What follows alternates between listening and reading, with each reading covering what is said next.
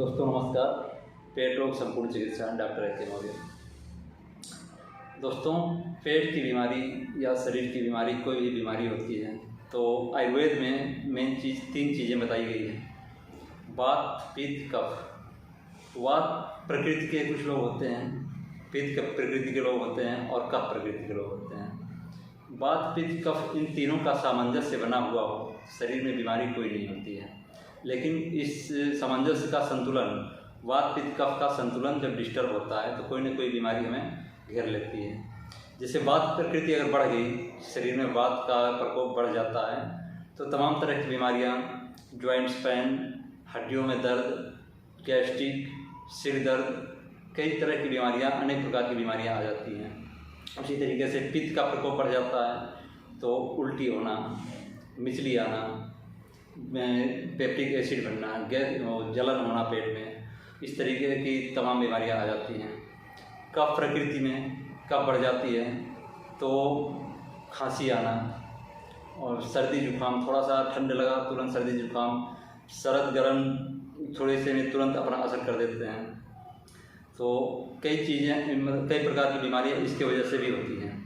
तो वात पित्त कफ की संतुलन हमारे शरीर में बनी रहे, इसके लिए हमें योग प्राणायाम पे ध्यान देना चाहिए। अगर योगा और प्राणायाम पे आप अमल करते हैं, पर डे करते हैं, तो ये तीनों चीज़ों का संतुलन बना रहता है, शरीर में किसी प्रकार की बीमारियां नहीं आती हैं। ख़ास तौर से अगर बात की जाए वात पित्त कफ की, तो इसके वजह से सारी बीमारियां ही आती हैं। क्योंकि फिलहाल पेट रोग संपूर्ण चिकित्सा के विषय में हमारा टॉपिक है, तो इसमें पेट से संबंधित जो भी बीमारियां हैं वो भी वात पित्त कफ की वजह से हो जाती हैं। इसमें तीनों का ही सामंजस्य, हमारा शरीर का जो पेट है वो पेट पूरा मूल केंद्र है हमारे सेहत के लिए, हमारे संपूर्ण स्वास्थ्य के लिए। तो पेट की बीमारियों में तो कई बीमारियों की हमने चर्चा की आगे के पिछले वीडियो में। अब इसमें मेन चीज़ है, कुछ हमने पिछले पार्ट 2 में हमने बताया था कि एक नाभि चक्र की जो प्रॉब्लम आती है। अभी अल्ट्रासाउंड कराए काफ़ी दिनों से कुछ लोगों को जो वज़न चीज़ उठा देते हैं, वज़न उठाने की वजह से धरण खिसक जाता है, नाभि खिसक जाती है। कभी ऊपर हो गया तो गैस बनने लगेगा, नीचे हो गया तो दस्त आने लगता है, अगल बगल में हो गया तो दर्द होगी, आंतों में सूजन आ जाती है। वास्तव में नाभि चक्र क्या है? 72,000 नाड़ियों का समूह केंद्र है वो, और इतनी नाड़ियों का सामंजस्य वहाँ पे आंतों के ऊपर उसका जो भाव होता है, दबाव होता है, वो एक प्राकृतिक रूप से बनी हुई है। प्रकृति ने इस तरीके से उसको स्थापित किया है कि वो आंतों से दबा रखता है, आंतें उससे दबी रहती हैं। लेकिन जिससे थोड़ा भी इधर उधर हट गया, ऊपर या नीचे खिसक गया, तो आंतें चपट जाती हैं। जब आंतें चपट जाएंगी तो उसमें एयर पास नहीं होगा, गैस बनना शुरू हो जाएगा। आपका खान पान जो है आंतों में सही तरीके से प्रोसेस नहीं कर पाएगा तो गैस बनेगी, नीचे खिसक नहीं पाएगी कोई भी द्रव्य तो गैस बनेगी। तो कई तरह के प्रॉब्लम हो जाते हैं, इलाज कराते हैं, गैस की डॉक्टर दवा देता है, इंजेक्शन लगाता है, सूजन की देता है, थोड़ा सा दवा चलता है तो आराम मिलता है। लेकिन जो नाभि खिसक चुका है तो जब तक उसको अपने स्थान पर स्थापित न किया जाए तब तक चाहे जितना दवा आप खाते रहिए, अल्ट्रासाउंड कराएंगे, सीटी स्कैन कराएंगे, उसमें थोड़ी सी सूजन दिखता है, अल्ट्रासाउंड में थोड़ी सूजन आ जाएगी। लेकिन इस मर्ज के लिए कि इसको किस तरीके से ठीक किया जाए, इसमें एक्यूप्रेशर पॉइंट में बहुत अच्छे पॉइंट्स हैं, उसको आप प्रेस करते हैं बराबर तो धीरे धीरे, लंबे समय का भी होता है तो धीरे धीरे सही हो जाता है। कुछ आसन है नाभि बैठाने की, आसन के माध्यम से बैठा सकते हैं, हमसे कंसल्टेंसी ले सकते हैं व्हाट्सएप पे, हम सिस्टम बता देंगे कौन सा आसन किस तरीके से करेंगे, आपका धरण बैठ जाएगा। और एक्यूप्रेशर पॉइंट है वो मैं अभी बता दे रहा हूँ। जैसे ये हाथ की हथेली है, हथेली के मध्य केंद्र जो बीच का केंद्र है, इस पर क्लॉकवाइज इस पर प्रेस करें और 2 मिनट 5 मिनट लगभग दिन में 3-4 बार करें। और ख़ास तौर से खाली पेट अगर करते हैं तो और अच्छा है, बहुत आसानी से कुछ समय तक इसको इस तरीके से प्रेस करते हैं। ठीक हथेली के मध्य केंद्र पे ये पेट का जो पॉइंट होता है, एक्यूप्रेशर पॉइंट, बहुत ही अच्छा पॉइंट है। ये इस हाथ में 2 मिनट 4 मिनट किए, फिर इस हाथ में 2-5 मिनट करते हैं, सही हो जाता है। किसी को गैस बहुत ज़्यादा बनता है, भूख अच्छा नहीं लगता है, कई तरीके से पेट की समस्याएं रहती हैं। एक मेरिडियन पॉइंट होता है यहाँ पे कलाई के पास, कलाई से सटा हुआ ये बीच में, ये पॉइंट होता है मेरिडियन पॉइंट, पेट का बहुत अच्छा पॉइंट है। किसी को गैस बहुत ज़्यादा बनता है 5 मिनट के अंदर उसको आराम मिलना शुरू हो जाता है। बस इस पॉइंट पे इस तरीके से प्रेस करते रहें अंगूठे के ऊपरी सिरे से और दोनों हाथों में 5-5 मिनट 2-2 मिनट इसको करते हैं तो ये बहुत ही अच्छी पॉइंट्स है। ये आपके पेट के तमाम बीमारियों को समाप्त कर देगी। पेट फूल जा रहा हो, गैस बन जा रहा हो, भूख ना लगता हो, कई तरह की समस्याएं हैं, इस पॉइंट को मेरिडियन पॉइंट को आप प्रेस करें। ये पेट की बहुत ही अच्छी मेरिडियन पॉइंट है और जो पेट और ये मध्य केंद्र पे भी कर रहे हैं तो इससे भी बहुत ज़्यादा लाभ मिलता है। इस तरीके से आपके हाथ या हथेलियों में शरीर के सारे अंगों के पॉइंट्स दिए हुए हैं। अभी हार्ट का प्रॉब्लम होता है यहाँ पे बगल में, यहाँ पे प्रेस करते हैं। फिर पेट के लिए मध्य बीच में है। तो और भी बीमारियों के लिए हम अन्य पॉइंट भी बताएंगे आपको आगे चल के। खासतौर से आज का पेट रोग के विषय में हम जानकारी दे रहे थे। और इसके अलावा नाभि चक्र आप 3-4 महीने लगातार इसको कीजिए अगर पुराना प्रॉब्लम है तो। अगर जल्दी का है तो 2-4 दिन 10 दिन करते हैं, एकदम धीरे धीरे सही हो जाता है। इसके अलावा पेट में आंतों में सूजन जो बन गई है या बहुत ज़्यादा लीवर की कमजोरी है तो सबसे पहले कोशिश करें कि हम प्राणायाम और खान पान से इसको सही करें। एलोपैथी दवाइयाँ क्या होती हैं, वो थोड़ी देर के लिए काम करती हैं। अगर जल्दी की प्रॉब्लम है तो एलोपैथी से सही भी हो जाता है, लेकिन अगर पुरानी बीमारियां हैं तो उस पर खान पान पर विशेष ध्यान दें। और ज़्यादातर बीमारियां हमारी खान पान से भी, अनियमित खान पान से हो रही है।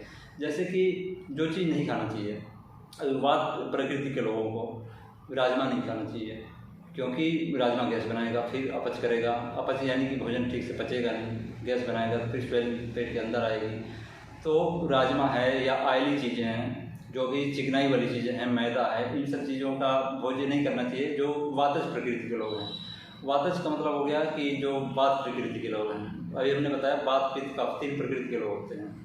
अभी पित्त प्रकृति का व्यक्ति है उसको गर्म मसाले, मिर्च और कड़वे चीज़, इन सब चीज़ों से परहेज करना चाहिए तो उसको प्रॉब्लम नहीं आएगी। कफ प्रकृति का व्यक्ति है उसको ठंडी चीज़ें नहीं खानी चाहिए, थोड़ी भी ठंडी खाएगी तो उसको परेशानी बढ़ जाएगी। जैसे दही हुआ, कोल्ड ड्रिंक हुआ, ये सब चीज़ों से दूर रहना चाहिए कफ प्रकृति के व्यक्ति को। तो और अगर आप कपालभाति प्राणायाम पर डे करते हैं, अनुलोम विलोम करते हैं, अनुलोम विलोम प्राणायाम और कपालभाति प्राणायाम पर डे कम से कम 5-5 मिनट दोनों चीज़ें करना चाहिए। इसको करने से क्या होता है, वात पित्त कफ ये तीनों प्रकृति संतुलन ये सबसे बेस्ट चीज़ है। भी काफ़ी लोग ये सुनेंगे कि वात पित्त कफ से हमारी प्रकृति डिस्टर्ब हो रही है तो इसको सामंजस्य कैसे करें, कैसे इसको संतुलन में रखें। तो संतुलन में रखने का सबसे बेस्ट तरीका है कपालभाति प्राणायाम और अनुलोम विलोम प्राणायाम, ये 2 करते हैं तो पूरी तरीके से हमारा शरीर धीरे धीरे धीरे धीरे उस स्वास्थ्य की ओर बढ़ता जाएगा और आपके अंदर प्रतिरोधक क्षमता बढ़ती जाएगी, श्वेत रक्त कण बढ़ते जाएंगे, हर चीज़ की पूर्ति होती जाती है। आपका लीवर सुचारू रूप से काम करना शुरू कर देगा, आते सही से काम करेंगी, शरीर के सारे पार्ट्स धीरे धीरे एक तरीके से नवनिर्मित होने लगते हैं। क्योंकि इसका सामंजस्य फेफड़े में अच्छी खासी जो अस्वस्थ हैं, थोड़ा सा फेफड़ा कमज़ोर है और श्लेष्मिक झिल्ली थोड़ी डिस्टर्ब है, धीरे धीरे करते रहते हैं ये योगा प्राणायाम तो धीरे धीरे ये सब लाइन पे आना शुरू हो जाता है। थोड़ा समय लगता है क्योंकि ये कोई दवा नहीं तुरंत खाया तुरंत, लेकिन ये चीज़ें जो हैं ये आपकी आयु बढ़ा देती है क्योंकि अधिक समय तक आपके सारे पार्ट्स स्वस्थ होने शुरू हो जाते हैं, अधिक समय तक स्वस्थ रहते हैं। अधिक समय क्या, जब तक आप करते रहेंगे स्वस्थ रहेंगे और इसका कोई पैसा भी नहीं लगना है क्योंकि अपने सेहत के लिए तो आप कुछ भी सुबह थोड़ा सा समय निकालना हर इंसान को निकालना चाहिए कि थोड़ा सा योगा और प्राणायाम करें। अंग्रेजी दवाइयाँ तुरंत आदमी लोग भाग करके जाते हैं अंग्रेजी दवा के लिए, उसका साइड इफेक्ट बहुत सारे होते हैं।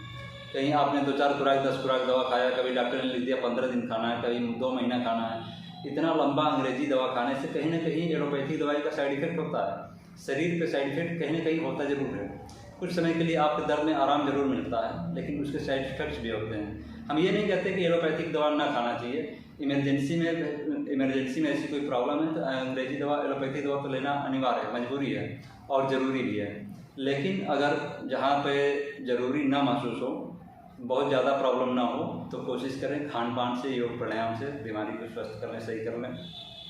खान पान में सुबह टाइम हल्का भोजन, नाश्ते में हल्का सा फल फ्रूट लें, दोपहर में खाना सादा खाना कोशिश करें कि सादे खाने का सेवन करें और ज़्यादा ऑयली चीज़ें ना हो, मसालेदार चीज़ें ना हो जो हमारे लीवर को क्षति ना पहुंचाए।